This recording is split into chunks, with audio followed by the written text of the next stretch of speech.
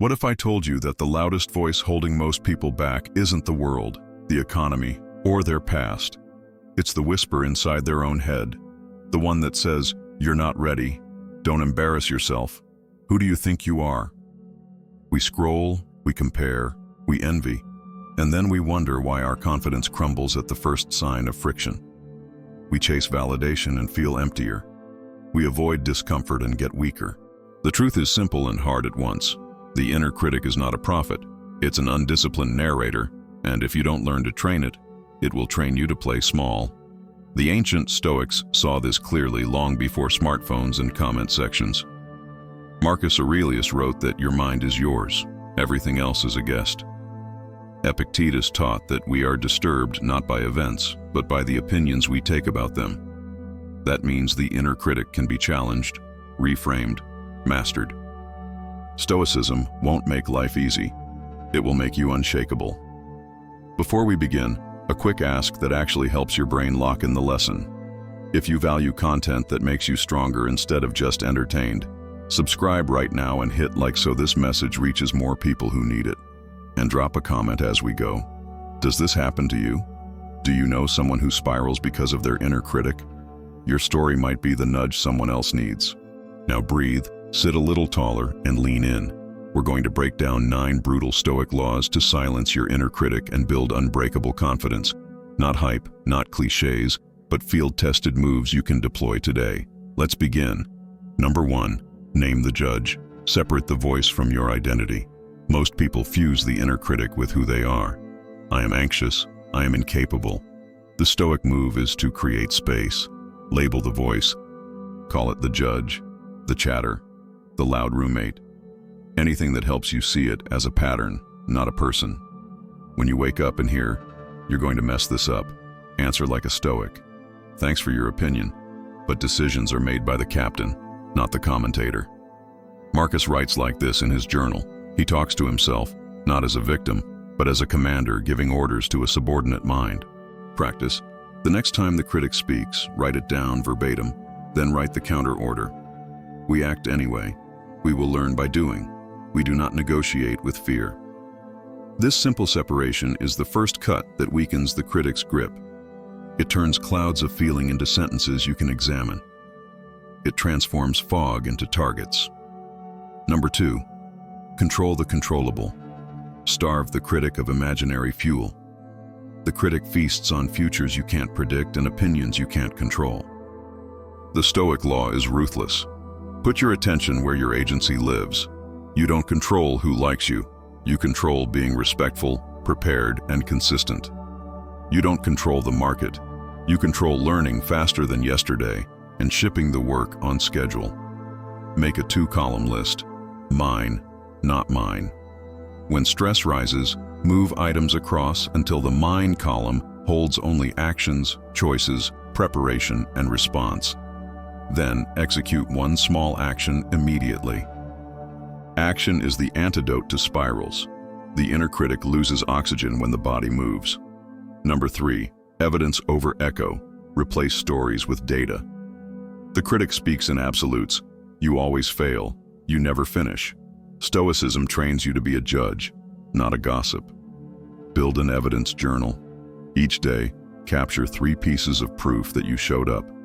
A set finished at the gym, an email sent, a difficult call made, 5 minutes of writing. At week's end, read your log. Your nervous system learns, I am the kind of person who keeps showing up. Confidence is not a mood. It is the memory of honest work. When the critic throws never and always, you can reply with evidence. It doesn't silence the voice completely. It just makes you immune to its exaggerations. Over time, the inner narrative bends to the data you feed it. Number 4, coach speak only. Talk to yourself like someone you're responsible for. A Stoic does not allow abusive language in the mind. You would never speak to a friend, a child, or a teammate the way you speak to yourself when you're tired. So stop. Adopt coach speak. Direct, compassionate, specific. Breathe, shoulders down. What's the first controllable step? Good. Go.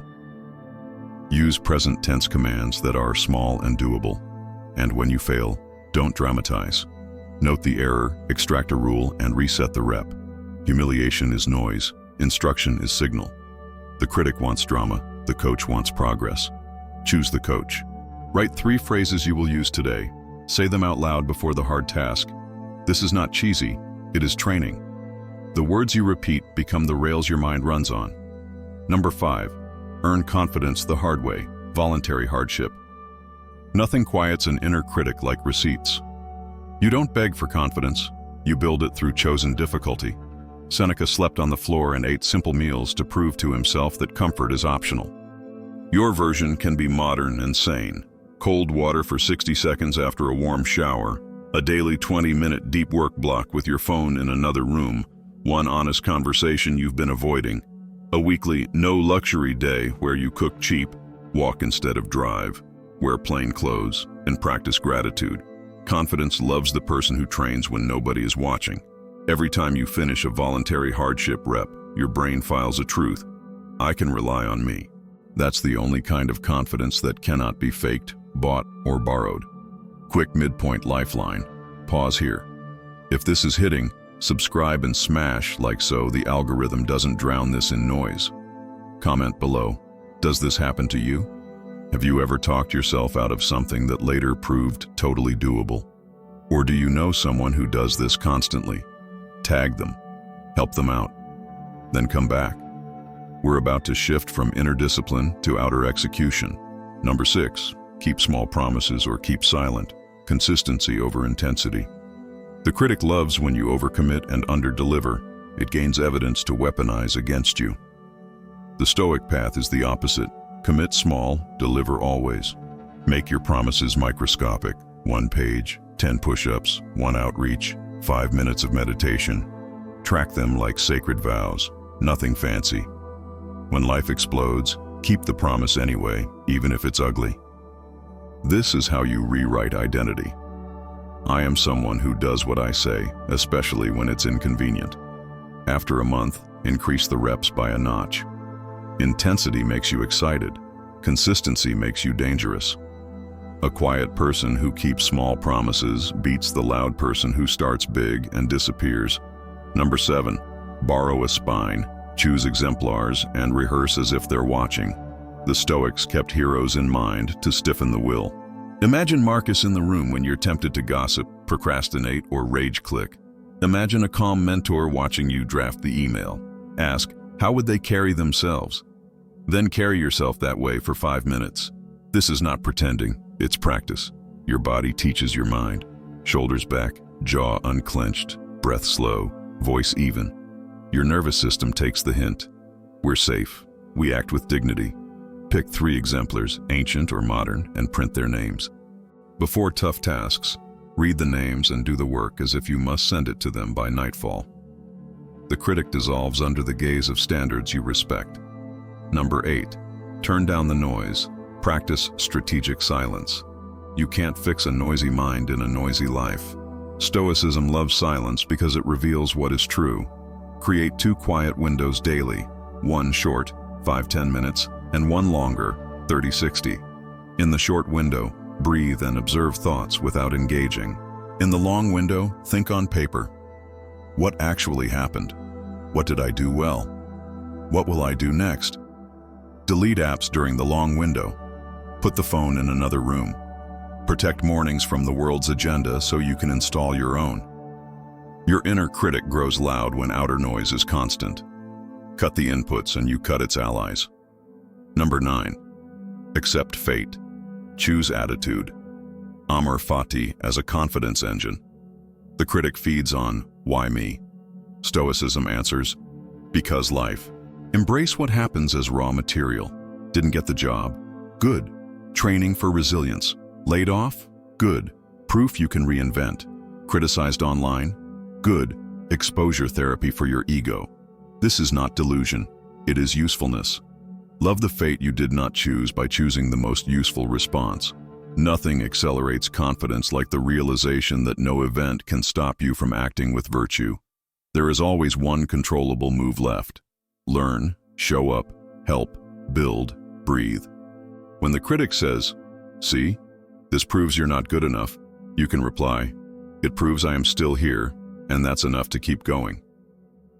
Let's stitch these laws into a daily Stoic confidence protocol so your brain doesn't just nod, it rewires. Morning, 1 minute of posture reset. Then read your 3 coach speak commands aloud.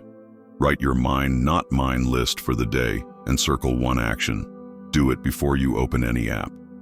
Midday, 1 micro promise rep. Evening, 2 minutes of evidence journal, 1 sentence of amor fati about something that annoyed you. Then prep gear for tomorrow's first action. Weekly, 1 voluntary hardship rep and a 30-minute review of wins, misses, and the smallest next adjustments. This is boring by design. Boring systems beat exciting moods. Now let's go deeper, because the inner critic is crafty. It shape-shifts. It will try new tactics as you grow. Here are 9 advanced applications. Same laws, sharper edges. A1. When the critic uses your past against you. It whispers, "Remember the last time? You froze." Answer with time boxing. "True, and this time I only need 15 minutes. Start a timer, work until it dings. The unit of courage shrinks to something you can hold. Then you stack another. Courage has momentum. Your past is a chapter, not the whole book. A2. When the critic says you must wait for confidence to act. Flip it. Action first, confidence second. Treat confidence like lactic acid. It builds during the rep, not before. Tell yourself, "We'll feel confident after we send the email." Then, send it. Let competence produce the feeling. Don't demand the feeling to produce competence. A3. When the critic is disguised as a perfectionist. Not ready. Needs more research. The Stoic response is sufficiency. Choose a finish line that is useful, honest, shipped. Draft ugly, then clean once. Publish with an improve later clause. The world rewards finished, not flawless. A4. When the critic turns into a mind reader. They'll laugh. They'll reject you. You are not an oracle. Replace mind reading with mission reading. What specifically is my mission in the next 30 minutes? When the mission is clear, imagined opinions fade. A5. When the critic attacks during social comparison, exit the arena. Unfollow, mute, close the app, and move your body. Comparison is an attention trap. The only escape is changing state. Do 20 air squats or a brisk walk. Listen to 1 song that makes you better, not bitter. Then ship 1 small thing. You leave the arena by producing, not by consuming. A6. When the critic fixates on a single failure. Write a failure autopsy. What happened? What did I control? What will I test next? 3 bullets only. Then act within 24 hours on the smallest fix. Autopsy, adjustment, action. Ruminating is a habit. Replacing it is a skill. A7. When the critic torpedoes your mornings. Protect first light. Put your phone in another room before bed. Wake, water, walk, words. Drink a glass of water. Take a 5-minute walk. And write 1 paragraph of your plan before any feed enters your eyeballs. You will feel like a different person by 9 a.m. A8. When the critic reappears during success. It says, "You got lucky. They'll find you out." Answer with service. My job is to help, not to be perfect. Then help someone. Send a resource. Teach a beginner. Pass an opportunity along. Imposter syndrome dies when attention leaves the self. A9. When the critic won't shut up at night. Body first, dark room, cooler temperature, phone away. Mind next, a brain dump of every open loop on paper, then a 2-sentence evening review. What worked? What I'll do next. Whisper a Stoic benediction.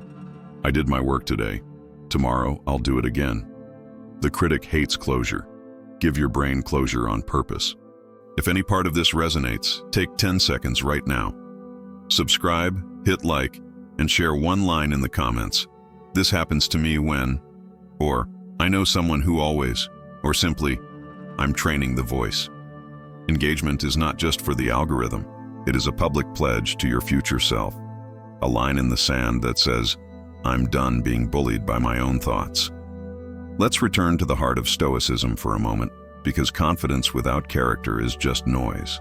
The goal is not to become loud, the goal is to become steady. That steadiness comes from living by a few non-negotiable virtues.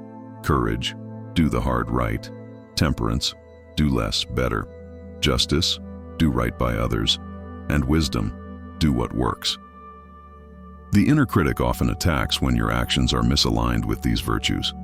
That's your signal to correct course, not to hide. Stoic confidence is not arrogance, it's coherence.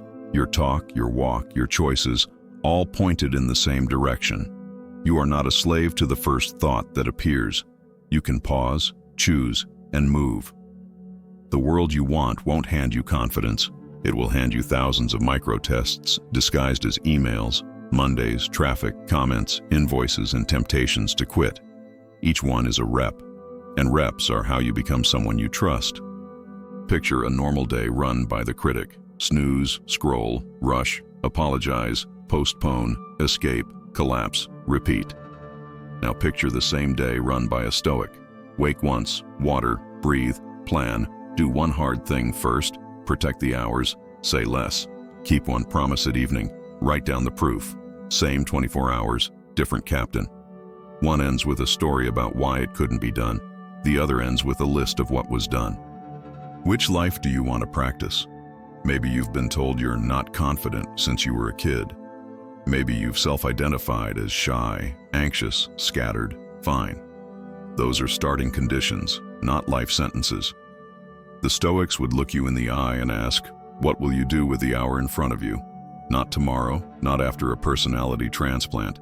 Now. You can speak kindly to yourself for the next 10 minutes. You can send the email. You can walk instead of scroll. You can show your nervous system that you, and not the critic, call the plays. Here's a 7-day Stoic confidence sprint to begin tonight. Day 1, rename the critic and write your 3 coach speak commands. Keep them in your pocket. Day 2, mine not mine list. Plus, 1 action before any apps. Day 3, evidence journal X 3 entries. Keep the streak alive, no matter how small. Day 4, voluntary hardship rep. Post about it privately to yourself or publicly to hold the line. Day 5, choose 3 exemplars. Do 1 task as if they were watching. Day 6, strategic silence. 10 minutes of breathing plus a 45-minute offline planning block. Day 7, amor fati, letter to yourself. 3 lines turning a current annoyance into fuel. Then review your week and pick your 1 small promise for the next 7 days. If you fall off, you're not broken, you're early. The critic will crow, let it. Then return to the protocol. Confidence is not binary, it's a bank account. Small deposits compound. One day you wake up and realize the voice is still there, but it doesn't run the place. You do. A final note on courage. Bravery is often misimagined as big gestures, but the Stoic kind is quieter and more repeatable. It's answering the phone when you'd rather ghost. It's telling the truth without decoration. It's admitting I don't know yet and then learning in public. It's apologizing without a but. It's showing up unglamorous day after day until the skill is yours. The inner critic cannot survive long in the presence of this kind of adult behavior.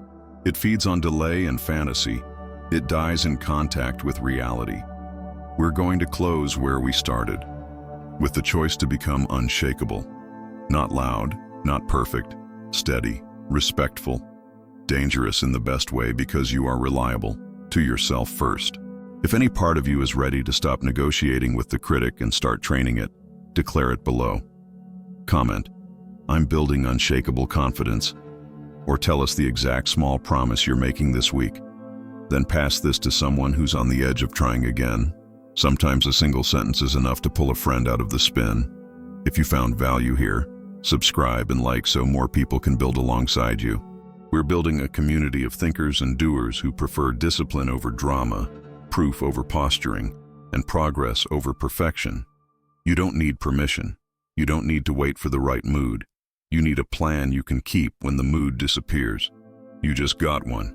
Remember the laws, name the judge, control the controllable, use evidence, speak like a coach, choose hardship, keep promises, borrow a spine, seek silence, love fate. Repeat them until they feel like home. And when the critic knocks at 2 a.m. or 2 p.m., you'll smile, open your journal, and get back to work. Live like your time is running out, because it is. But that's the good news. Urgency makes the day brighter. Weight makes the backbone straighten. Focus makes the room go quiet. Do what you can, where you are, with what you have, and do it again tomorrow. Confidence will come find you in the middle of the work.